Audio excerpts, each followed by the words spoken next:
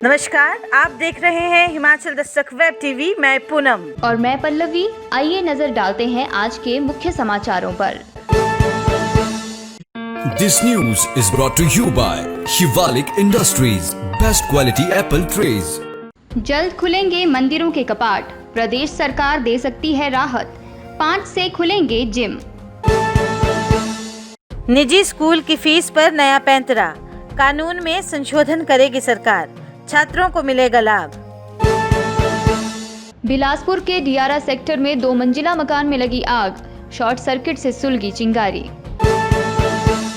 भारी बारिश से प्रदेश की 179 सड़कें बंद, मक्की की फसल भी मटियामेट। नवविवाहिता के संपर्क में आए 55 लोग, भरमौर प्रशासन ने लिए सैंपल। 2022 में फिर बनाएंगे भाजपा की सरकार, सराहा पहुंचे प्रदेश अध्यक्ष कश्यप ने समर्थकों में भरा जोश। पूर्व आईपीएच मंत्री ठाकुर रविंद्र सिंह रवि का सोशल मीडिया पर फर्जी Facebook account, cyber crime cell सतर्क। बद्रीपुर में खुद को मारी गोली, बीमारी से तंग आकर अधेड़ ने की आत्महत्या। हिमाचल में मंदिरों के कपाट खुलने की उम्मीद फिर जगी है। राज्य सरकार की ओर से जारी की गई अनलॉक 3 की गाइडलाइंस में कुछ नए प्रावधान किए हैं। मुख्य सचिव की ओर से जारी गाइडलाइंस में कहा गया है कि राज्य में मंदिरों को खोला जाएगा, लेकिन पहले भाषा विभाग एसओपी बनाएगा और ये सुनिश्चित करना होगा कि एसओपी को पूरी तरह लागू किया जाए। साथ में योग संस्थान और जिम को 5 अगस्त से खोला जाएगा। प्राइवेट स्कूल की फीस पर नियंत्रण के लिए सरकार ने रणनीति बदली है। अब सरकार 1995 के बने हुए कानून में संशोधन करने जा रही है। शिक्षा मंत्री सुरेश भारद्वाज ने चुनाव घोषणा पत्र के रिव्यू के बाद कहा कि आगामी विधानसभा सत्र में इस कानून में संशोधन किया जाएगा। वर्तमान में आरटीई एक्ट 6 से 14 साल तक के बच्चों के लिए था। अब नेशनल एजुकेशन पॉलिसी में ये 3 से 18 वर्ष की आयु के छात्र छात्राओं के लिए होगा। इसमें भी फीस के बारे में प्रावधान है कि स्कूल शिक्षा से लाभ नहीं कमा सकते। एजुकेशन पॉलिसी जो है वो केवल सरकारी स्कूलों के लिए नहीं होती है। जो नेशनल पॉलिसी बनती है वो सरकारी स्कूल है, प्राइवेट स्कूल है, वो सबके लिए बनती है। यूनिवर्सिटीज, कॉलेजेस, स्कूल्स उस नेशनल एजुकेशन पॉलिसी के हिसाब से चलेंगे। सीनियर सेकेंडरी स्कूल प्राइवेट आज चलता है तो वो पॉलिसी के अनुसार चलता है। वो ये नहीं है कि वो सिर्फ अंग्रेजी पढ़ाएंगे और दूसरी कोई भाषा नहीं पढ़ाएंगे।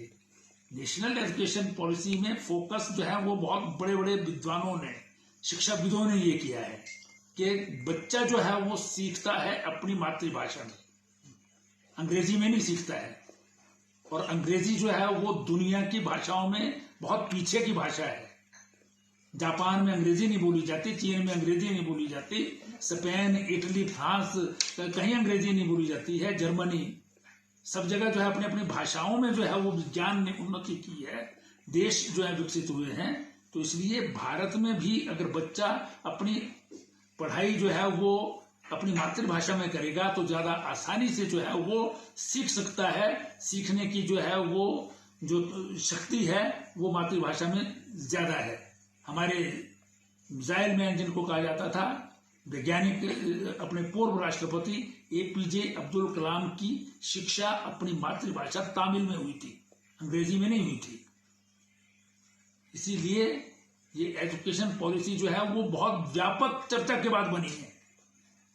ये चंद एक अंग्रेजी पढ़े लिखे लोगों द्वारा नहीं, वरन जिन्होंने अंग्रेजी भी पढ़ी है और हिंदुस्तान को भी समझा है और देश के भविष्य की दृष्टि से क्या यहाँ की आवश्यकता है, क्या चिंताएं हैं, उन सबके ऊपर जो है वो चिंतन मनन करने के बाद ये पॉलिसी बनाई है, जिसमें ये तय किया है कि हम प्राइमरी भाषा जो है सीखने की जो उम्र होती है उसको मातृभाषा में अगर कराएंगे तो ज्यादा आसानी से सीखता है बच्चा। घर में भी जो है वो बोली जाने वाली जो भाषा है उसको तुरंत जो है वो बिना पढ़ाए लिखाए समझ जाता है।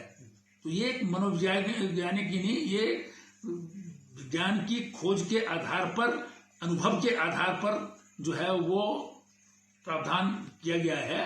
लेकिन इसका अर्थ ये नहीं है कि हम जो है विदेशी भाषा नहीं समझें। हम कह रहे हैं विश्व स्तरीय भाषा शिक्षा पद्धति बनानी है, उसके लिए अंग्रेजी की आवश्यकता होती है, अंग्रेजी समझेंगे, पढ़ेंगे।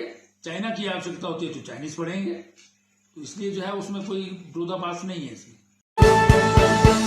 बिलासपुर शहर के डियारा सेक्टर में शुक्रवार को श्री लक्ष्मी नारायण मंदिर के पास अचानक एक मकान की दूसरी मंजिल में आग लग गई।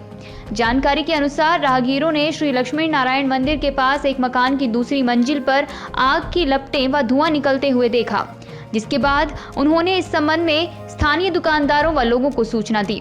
लोगों द्वारा सूचना मिलने पर अग्निशमन विभाग की टीम मौके पर पहुंची और आग पर काबू पाया। आग लगने का कारण शॉर्ट सर्किट माना जा रहा है, हालांकि आग से कोई नुकसान नहीं हुआ है। राजधानी शिमला सहित प्रदेश के कई हिस्सों में शुक्रवार को जमकर बारिश हुई। भारी बारिश के चलते कई जगह भूस्खलन होने से कई सड़कें भी यातायात के लिए बंद हो गई हैं।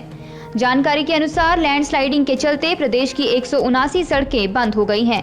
इनमें सबसे ज्यादा मंडी जोन की 129 सड़कें हैं। इसके अलावा कांगड़ा में 37, शिमला और हमीरपुर जोन में 6 सड़कें बंद रही। वहीं भारी बारिश से प्रदेश में मक्की की फसल को भी काफी नुकसान हुआ है। बीते 24 घंटों के दौरान प्रदेश में सबसे ज्यादा बारिश सुजानपुर में दर्ज की गई, यहाँ 82 मिलीमीटर बारिश रिकॉर्ड की गई है। वहीं मौसम विभाग के अनुसार एक सप्ताह तक मौसम खराब रहेगा, जबकि 1 अगस्त को प्रदेश में भारी बारिश होने का अनुमान है। शुक्रवार को स्वास्थ्य विभाग ने नवविवाहिता के संपर्क में आए 55 लोगों के सैंपल लिए।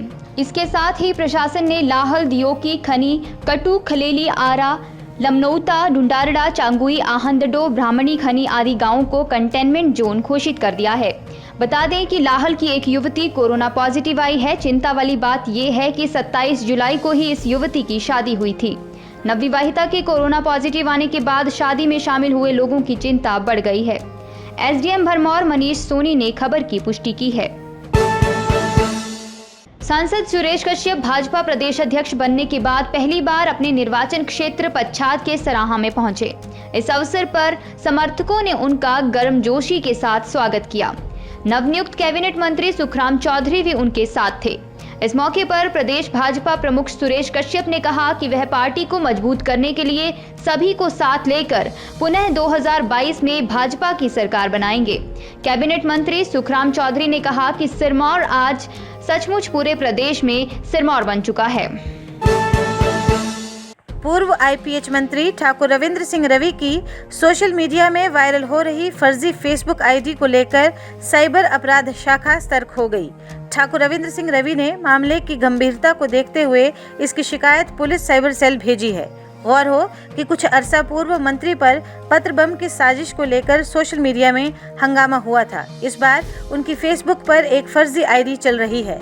ठाकुर रविंद्र सिंह रवि ने कहा कि उन्हें भी अपने कार्यकर्ताओं के जरिए ही इस मामले की सूचना प्राप्त हुई थी कि उनके नाम से फेसबुक पर फर्जी आईडी बनी हुई है और कुछ गलत जानकारियां प्रसारित की जा रही हैं। उनको शंका है कि कहीं किसी तरह की ठगी करने का षड्यंत्र न रचा जा रहा हो। उन्होंने ये भी कहा कि उनकी छवि को खराब करने का प्रयास भी हो सकता है, अतः पुलिस इस फर्जी आईडी पर शीघ्र कार्रवाई करे और आरोपी की पहचान करे। पालमपुर पुलिस उपाधीक्षक अमित शर्मा ने कहा कि फर्जी फेसबुक आईडी को लेकर छानबीन की जा रही है। पांवटा साहिब के बद्रीपुर में बीमारी से परेशान एक व्यक्ति ने खुद को गोली मारकर आत्महत्या कर ली। जानकारी के अनुसार तारूवाला के तेज सिंह कॉलोनी के 50 वर्षीय कुलजीत सिंह ने अपनी रिवॉल्वर से खुद को गोली मार ली, जिसके बाद परिजनों ने उसे गंभीर हालत में सिविल अस्पताल पांवटा पहुंचाया, जहां पर डॉक्टरों ने उसे हाई सेंटर के लिए रेफर कर दिया, लेकिन रास्ते में ही कुलजीत ने दम तोड़ दिया। डीएसपी वीर बहादुर ने बताया कि पुलिस ने रिवॉल्वर को कब्जे में ले लिया है तथा परिजनों के बयान दर्ज कर लिए हैं।